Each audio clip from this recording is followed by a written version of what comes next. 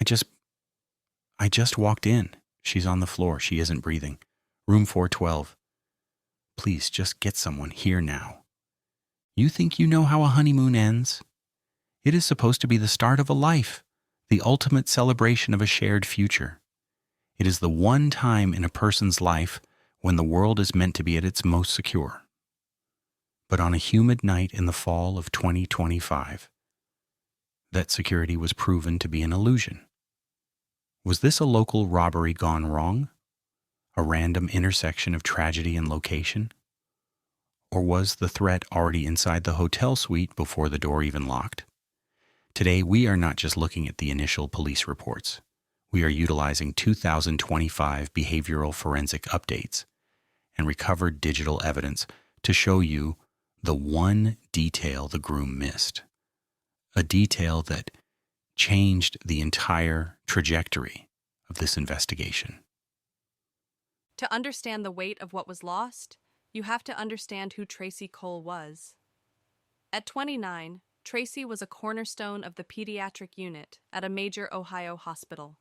Her colleagues described her as a woman of unshakable calm, someone who could steady a room of panicked parents with a single sentence. She was a woman who spent her days protecting the most vulnerable among us. When her family speaks of her now, they don't talk about her death.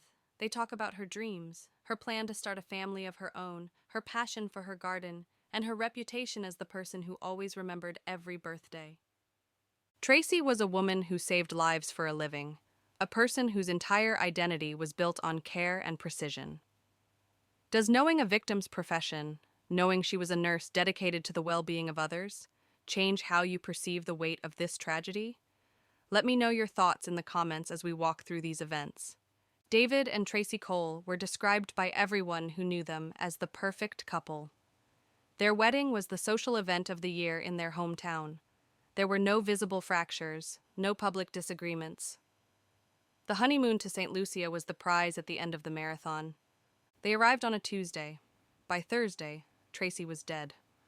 On the surface, the timeline seemed standard. A day at the beach, a quiet dinner at the resort's signature restaurant, and a nightcap at the bar for David while Tracy went upstairs to rest. But as investigators began to pull the digital data from the resort's infrastructure, they found the first anomaly. According to the resort's server logs, Room 412's electronic lock was accessed 3 times between 8:15 p.m. and 9 p.m. During this exact window, both David and Tracy were documented by CCTV as being seated at the restaurant, 300 yards away. Someone was in that room before they ever returned. The question is, who had the key and why were they waiting? At 10:45 p.m., David Cole returned from the hotel bar. He told police the door was closed, but unlocked. He entered to find Tracy on the floor near the foot of the bed. As we walk through this scene, look at the evidence pinned to the board. The sliding balcony door, leading out to a private pool and the beach beyond, was standing wide open. The curtains were fluttering in the sea breeze. But look closer. Tracy's jewelry box sat on the vanity, completely undisturbed. Her purse was on the chair, her wallet still containing $600 in cash. If this was a robbery, it was the most unsuccessful heist in the history of the island. Looking at the room through the eyes of the first responders, the balcony door is open, suggesting an outside intruder, but the high-value items are untouched, suggesting something far more personal. If you are the lead investigator on this scene, do you prioritize the theory of a local robbery gone wrong, or do you begin to treat this as a targeted attack? Let me know your thoughts in the comments. As the local police waited for the forensics team to arrive, they focused on the balcony. They looked out at the sand, searching for footprints that the tide had already begun to erase. They were looking for a stranger.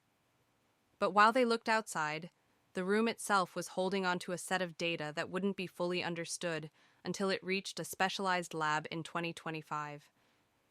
The investigation was about to shift from the physical world to the digital one, and the results would contradict everything David Cole had told the authorities. In the world of criminal profiling, the silence of a room often speaks more clearly than a witness. When investigators looked at the physical state of room 412, they were confronted with a phenomenon known as staging. Staging is a deliberate alteration of a crime scene, usually intended to redirect the investigation toward a false motive, in this case, a robbery. However, there is a fundamental conflict between staging and what we call overkill. If an intruder had entered through that balcony to rob the couple, the room should have shown signs of a chaotic search. Instead, Tracy's body was positioned with a level of care that suggested a psychological connection. She was laid out straight, her clothing adjusted, and a blanket partially drawn over her. Behavioral analysis reveals that strangers do not tuck in their victims. This respectful positioning is a classic signature of a perpetrator who feels a significant emotional bond, or an intense post-act regret. According to behavioral evidence analysis frequently cited by the FBI, when a scene is scrubbed of disorder, but the victim is handled with care, the investigation almost always turns inward, toward the inner circle. For weeks, the local authorities were occupied with a local drifter who had been spotted on the resort perimeter. It was a convenient narrative, but in 2025, the forensic pathology report was finalized and it destroyed that theory entirely. The marks on Tracy's wrists were not the jagged, irregular bruises of a woman fighting off a random attacker. They were symmetrical, localized, and indicated the use of a very specific type of professional restraint, the kind that requires a high degree of technical knowledge to apply without leaving a trail of DNA. This brings us to the digital autopsy. In 2025, we no longer rely solely on the word of those present. Tracy Cole wore a high-end smart ring, a device she used to track her fitness and sleep cycles as a busy nurse. While David Cole maintained his story that he was at the hotel bar while Tracy was safely in bed, the ring was recording a different reality. David claimed he left the room at 10:15 p.m., but the recovered data shows Tracy's heart rate spiked to 160 beats per minute at 9:55 p.m., 20 minutes before David said he walked out the door. The ring's accelerometer recorded a sudden, violent movement, followed by a total cessation of activity 5 minutes later. The digital ghost of Tracy Cole was testifying from beyond the grave, placing her husband in the room at the exact moment her life ended. There was one more piece of the puzzle. Investigators bypassed the encryption on Tracy's phone and found a draft in her unsent messages, composed at 8 p.m. that evening. It was addressed to her sister. The subject line, "Going home early." The message read, "It isn't what I thought. He isn't who I thought. I'm booking a flight for tomorrow morning." Tracy wasn't just a victim of a crime. She was a woman who had realized the truth and was trying to escape it. The trial of David Cole became a landmark for the legal system. His defense team argued that the digital data was circumstantial, that a spike in heart rate could be attributed to a nightmare or a sudden illness. But the psychological profile of the groom began to emerge, a man obsessed with a perfect public image, unable to accept the humiliation of a wife leaving him just days after a high-profile wedding. The motive wasn't money. It was the preservation of a lie. The case of Tracy Cole became the catalyst for the International Honeymoon Safety Act of 2025, which mandates that resorts provide standardized encrypted access logs and enhanced digital security for guests in high-risk zones. It is a legacy of safety born from a tragedy of betrayal. Tracy's family continues to advocate for better protection for travelers, ensuring that the calm she brought to her patients lives on in the laws that now protect others. We often believe that the most dangerous places are the ones we don't know. But for Tracy Cole, the most dangerous place was the one she had chosen to call her own. In the end, the digital fingerprints left behind in room 412 didn't just find a killer. They gave a voice back to a woman who had been silenced in the name of a perfect honeymoon. Tracy Cole's life was not defined by those final, silent moments in room 412. It was defined by the lives she saved in the pediatric ward and the unshakable calm she provided to families in their moments of greatest need. For a long time, the person responsible for her end believed that the secrets of that night were locked behind a heavy wooden door in a remote paradise. They believed that by resetting a room, they could reset the truth. But as we have seen, human behavior leaves a trail that even the most meticulous staging cannot erase.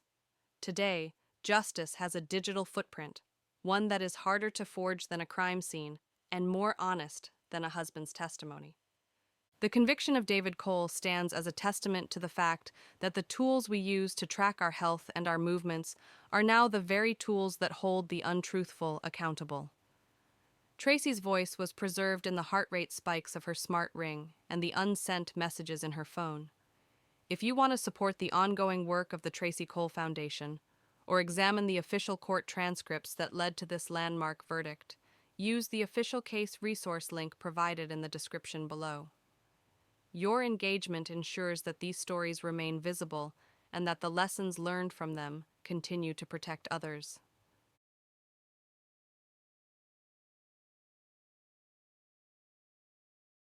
Tracy's case remains a staggering reminder that the people we trust most can hold the darkest secrets, often hidden behind a veneer of perfection. But her story is not the only one where technology bridged the gap between a lie and the truth. We are continuing the investigation into the complexities of human behavior and the digital trails that lead to justice. Thank you for watching.